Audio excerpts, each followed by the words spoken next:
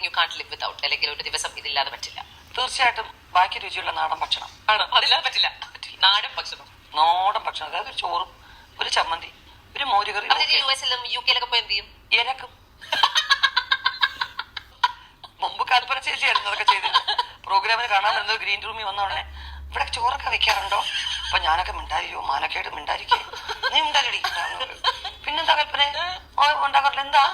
അല്ല ഞങ്ങൾക്ക് ഇവിടെ ചോറൊന്നും കിട്ടുന്നില്ല. അവിടെ ചോദിച്ചാൽ അയ്യോ ഇവിടെ താമസിക്കുന്നവിടെ നാണക്കെടുത്ത് നമ്മ ഇവിടെ ഭയങ്കര നാണക്കെടുത്ത് കൊണ്ടുവരുമ്പോ എൻ്റെ അടുത്ത് ചോദിക്കണേ, ഞാൻ തരാൻ നിനക്കെന്ന് പറയും. എന്നിട്ട് അവര് പൊതിച്ചോറായിട്ട് കിടത്തുള്ളൂ, ഒറ്റയ്ക്ക് കഴിക്കുന്നു. എന്തൊരു വൈരാഗ്യം വരുമെന്ന് അറിയോ? ചേച്ചി പാവം ചേച്ചി പറയും എനിക്ക് വേണ്ട മക്കളെ, നീ അവൾക്ക് കൊടുക്കും, അവൾ നോക്കിക്കൊണ്ടിരിക്കുന്നു പറയും. അവളാണ് ഭയങ്കര സ്റ്റാർ. അവൾക്ക് മാനക്കേട്. ഞാൻ ചോദിച്ചു കളിക്കുന്നത് കുറച്ചേ തരുള്ളൂ. എൻ്റെ one of my favourite actress ആണ് ഉർവശി, അതിലൊരു സംശയമില്ല. ഫോർ മീ ഏറ്റവും ടാലന്റഡ് ആയിട്ടുള്ള മലയാളത്തിൽ ഒരു നടിയെ പറയാൻ പറഞ്ഞാൽ ഞാൻ ഉർവശിയുടെ പേര് പറയും. അതവിടെ നിന്നോട്ടെ.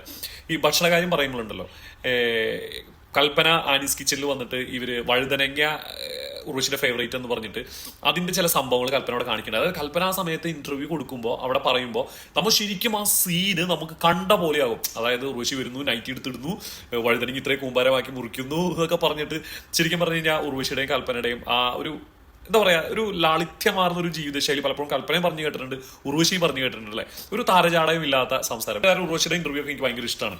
ഒരു ലാളിത്യമാർന്ന നാച്ചുറൽ ആയിട്ട് സംസാരിക്കുന്ന പോലെ തോന്നും. പിന്നെ നമ്മുടെ വിഷയം എന്താണെന്നറിയോ, ചോറ്. എന്നെ സംബന്ധിച്ചിടത്തോളം 3 നേരം ചോറ് കിട്ടി എനിക്ക് അത്ര ഇഷ്ടം. പക്ഷെ ഞാൻ ആ ഒരു നേരം ഉച്ചയ്ക്ക് മാത്രമേ ചോറ് കഴിക്കുള്ളൂ. പക്ഷെ ഉച്ചയ്ക്ക് എനിക്കിനി എന്തു വന്നാലും ചോറ് തന്നെ കിട്ടണം, അതെന്റെ വാശിയാണ്. ഉച്ചയ്ക്ക് ചോറ്.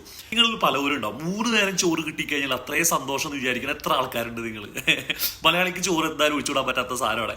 പിന്നെ ഉർവശി ചേച്ചി പറഞ്ഞത് വേറെ എവിടെ കേട്ടോ, നമ്മുടെ രഞ്ജിനി ഹരിദാസിന്റെ ഗ്രീൻ റൂം എന്ന് പറഞ്ഞ പുതിയ യൂട്യൂബ് ചാനലിലൂടെ കേട്ടോ ഉർവശി ചേച്ചി ഇതൊക്കെ പറഞ്ഞത്.